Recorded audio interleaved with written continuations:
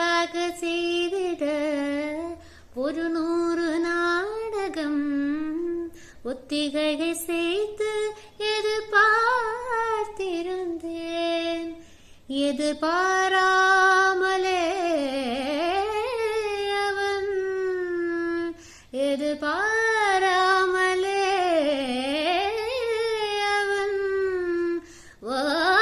பின்னிருந்து வந்து என்னை பம்பரமாய் சுருட்டு விட்டு உலகுண்டு பெருவாயில் எந்த வாயோடு வாய்ப்பதித்தான்.